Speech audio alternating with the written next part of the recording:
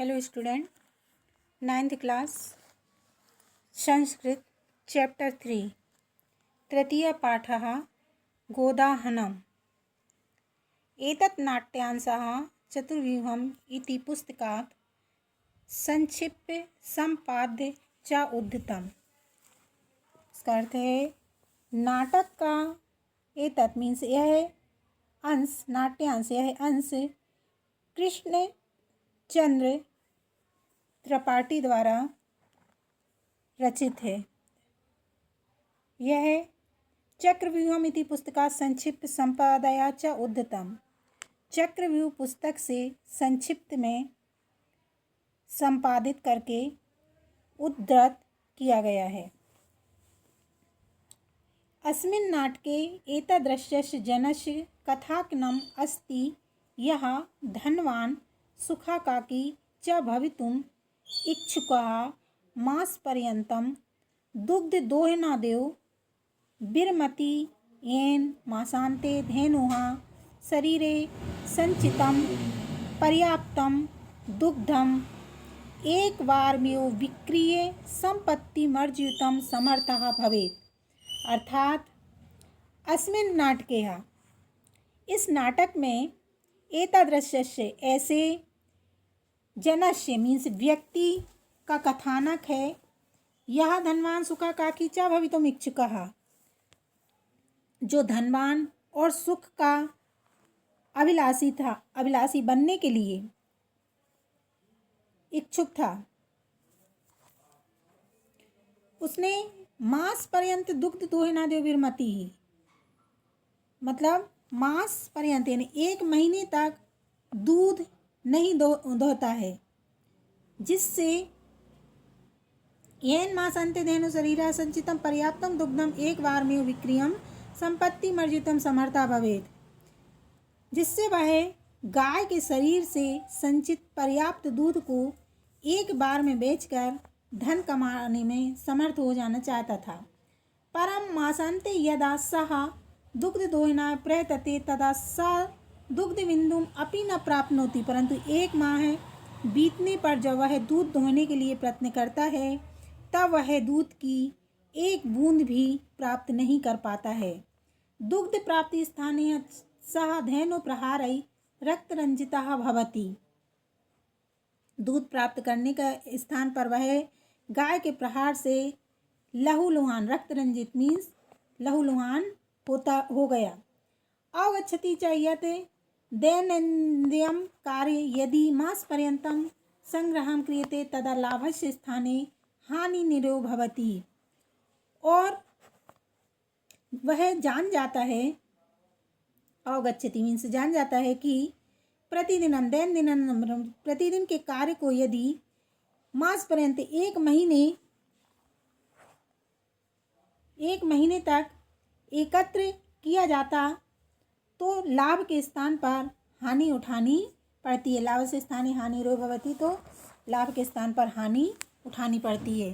प्रथम दृश्य मल्लिका मोदगानि रचयन्ती मंदस्वरेण विषय स्तुतिं करोति ततः प्रविशति मोदगन्धकम् अनुभवन् प्रसन्नमना चंदन। मल्लिका मोदगानि मीन्स लड्डू बनाती है, रचयन्ती मीन्स बनाती है, मंद स्वर से स्तुति करोति और मंद स्वर में शिव जी की स्तुति करती रहती है। तथा प्रविशति मोदक गंधकम अनुभवन प्रसन्ना मना चंदनः, तभी लड्डू की सुगंध का अनुभव करते हुए प्रसन्न मन से प्रवेश करता है चंदन। चंदन कहता है आहा सुगंधस्तु मनोहरः, आहा बड़ी मस्त सुगंध आ रही है। विलोक्य वहीं से देखकर, अये मोदकानि रचयन्ति, अरे लड्डू बनाए जा रहे हैं। प्रसन्न भूत्वा प्रसन्न होकर, आस्वादयामि तावत् मोदकं ग्रहीतुमिच्छति, तब तो जायका लेता हूँ। आस्वादयामि मीन्स जायका लेता हूँ और मोदकं ग्रहीतुमिच्छति लड्डू लेने की इच्छा करता है। मल्लिका सक्रोधम आवेश में आकर, विरम मीन्स ठहर, विरम सा स्पृह यानी ठहर जा। एतानी मोदकानी, इन लड्डुओं को हाथ मत लगाओ। तो चंदन कहता है किमर्थ क्रुध्यसि, नाराज क्यों होती हो। तव हस्त निर्मितानि मोदकानि दृष्ट्वा अहम जिह्वालोलुप्तां नियंत्रितम अक्षमः अस्मि किम न जानासि त्वमेतम्। वह कहता है चंदन कि नाराज क्यों होती हो।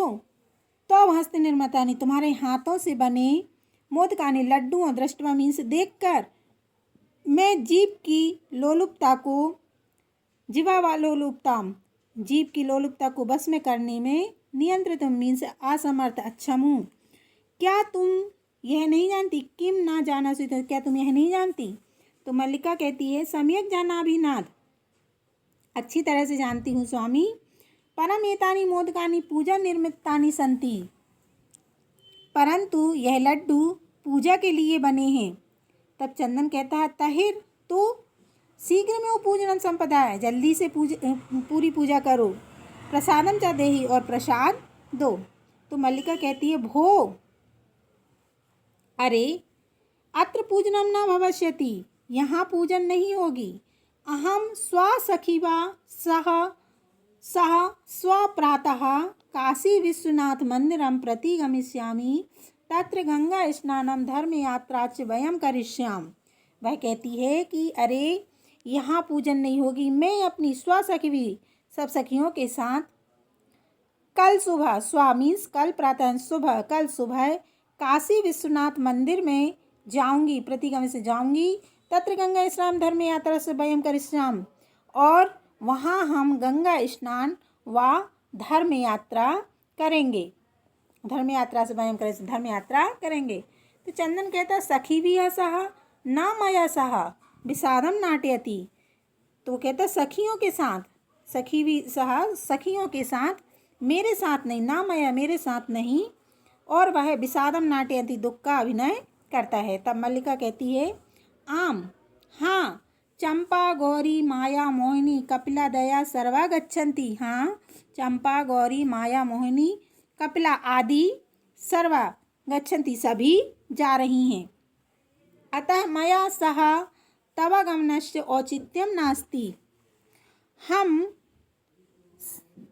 हम सब सप्ताह भर में लौट आएंगे। वयम सप्ताहांते प्रत्यय से, हम सब सप्ताह भर में लौट आएंगे। इसलिए वह कहती है कि हम सभी सखियों के साथ जा रहे हैं, इसलिए मेरे साथ तुम्हारा जाना ठीक नहीं है। सौ कमन सोचते, मेरे साथ तुम्हारा जाना ठीक नहीं है। वयम सप्ताहांते, और हम एक सप्ताह भर में लौट आएंगे। तावत, तब तक, गृह व्यवस्थाम धेनो दुग्ध दोहनम व्यवस्थानाश्च परिपालय, तब तक तुम घर पर रहना, और धेनो गाय का दूध, दुग्धम यानी दूध दोहने की व्यवस्था कर, घर का ध्यान रखना, और ठीक से परिपालन, पालन पोषण करना। द्वितीय दृश्यम, द्वितीय दृश्य। चंदन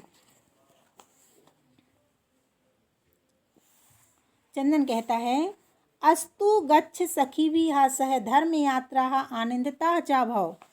अच्छा, जाओ, सखियों के साथ धर्म यात्रा आनंदप्रद हो। अहम सर्वमपि परिपालयास्यामि शिवास्ते सन्तु पंतान।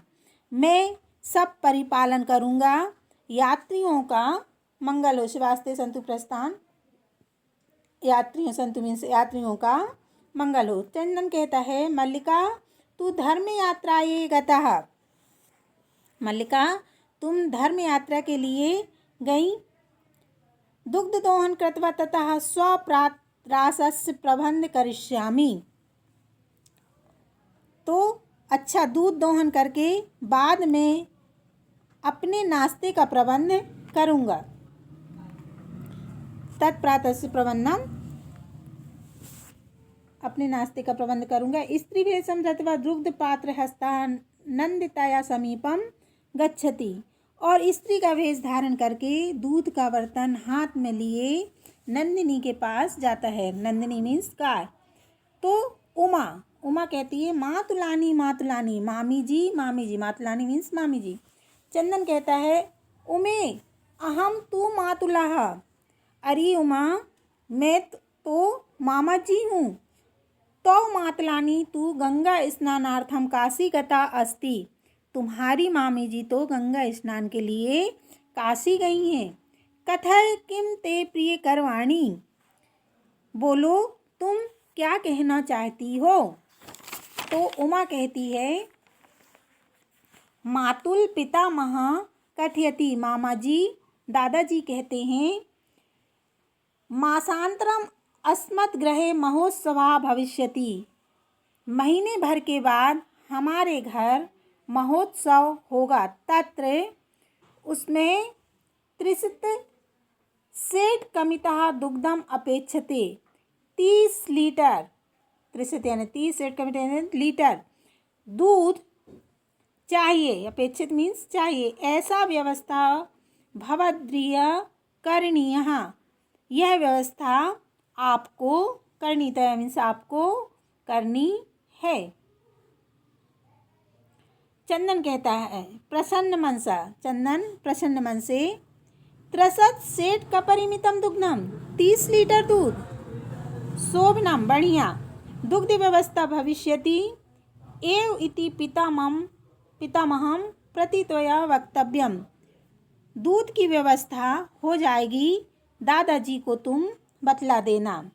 उमा कहती है, धन्यवाद। मातुल याम्यधुना सा निर्गता। धन्यवाद मामा जी, अब मैं जाऊँ। वह सा निर्गता, वह